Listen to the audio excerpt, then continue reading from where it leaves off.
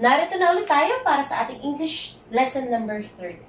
Pag-aaralan natin ngayon yung verb and its kinds. Okay? Ang verb, ito yung kilos o pantulong sa kilos. Halimbawa, naglalakad si Millie. Ano yung naging kilos natin? Naglalakad. Si Millie ay kumakanta. Ano yung naging kilos natin? Kumakanta. Ang ballpen ay nahulog. Ano yung naging kilos doon? O naging gawa? Nahulog. Ibig sabihin, si verb pala ay madaling pag-aaralan sapagkat siya yung kilos o yung mga pantulong sa kilos na tinutukoy natin sa pangungusap. Kaya napakadali lamang niyang pag-aralan. Ngayon, ang verb ay may iba't ibang klase tayo ng mga pagkilos.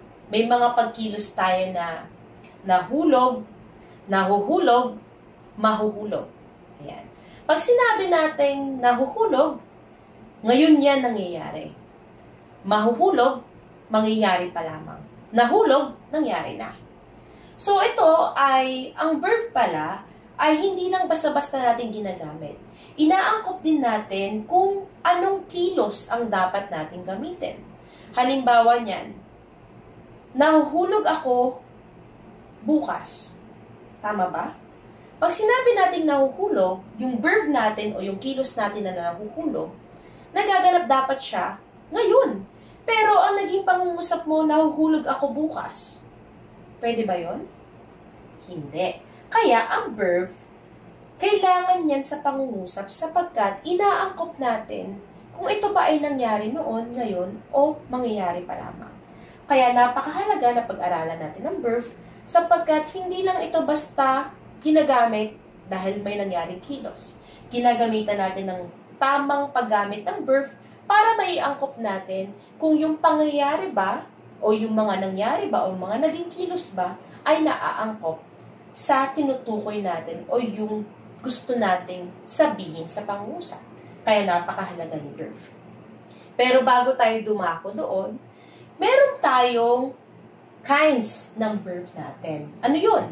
Ito yung regular at irregular verb.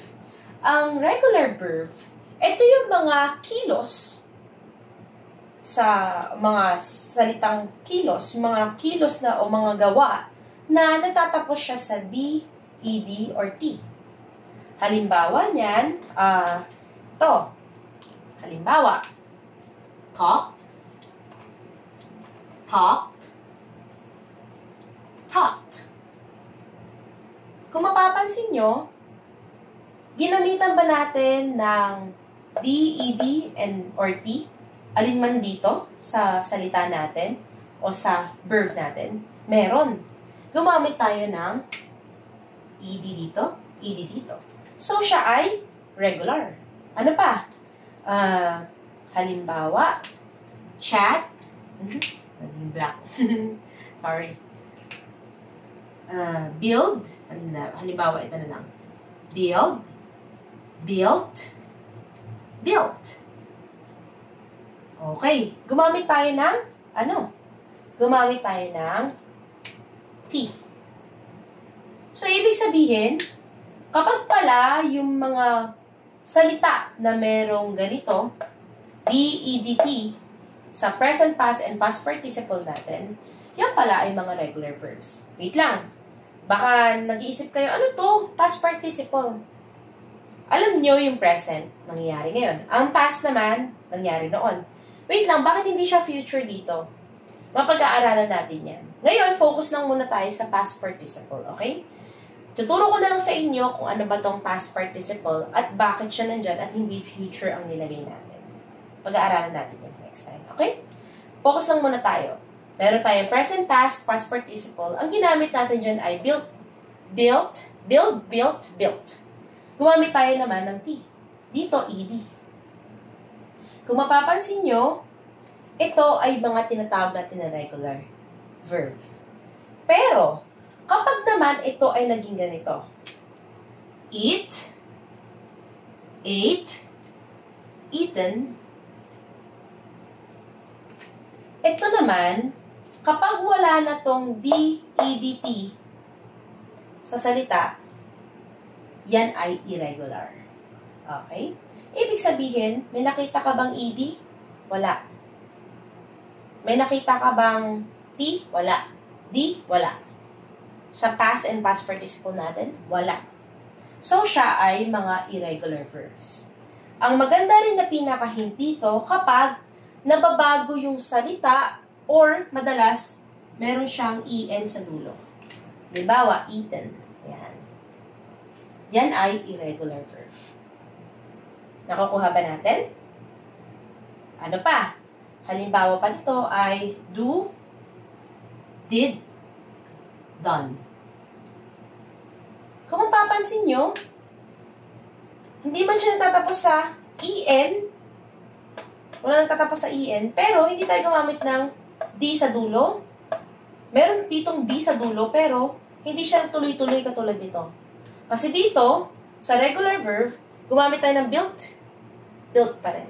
Ano pa? Example pa nito. Find, found, found.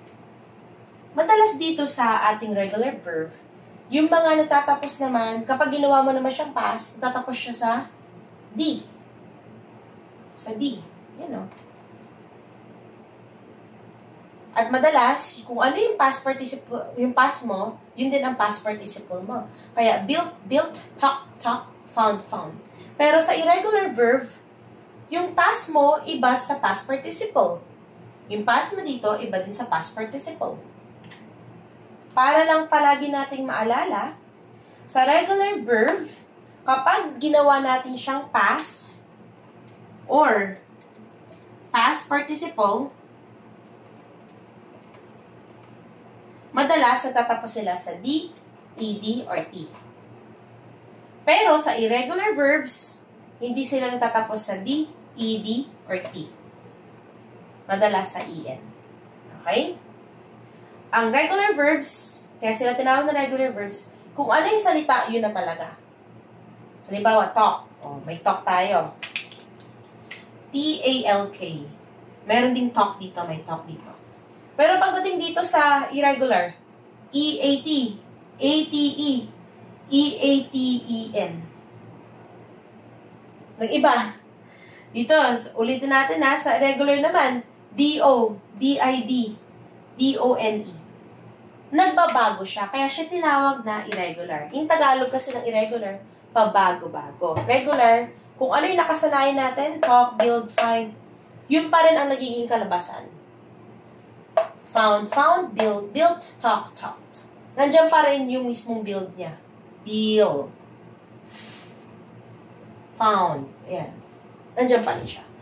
Hindi katulad nitong irregular, talagang halos yung buong salita ay pinalitan na. Hindi katulad ni irregular, kahit na find yan, pero alam mo na kagad na found ay ang kanya pa rin pinanggalingang salita ay find. Kasi halos magkaparehas lang sila. Hindi katulad nito, eat, ate, eaten. Parang hindi mo kagad maiisip yung ate na ang pinanggalingan niya pala ay eat. Kasi magkaiba. Ang irregular ay pabago-bago, ang regular ay halos ganun pa rin, regular pa rin siya, o kung ano yung nakasanayang salita, makikita mo sa past and past participle. Okay?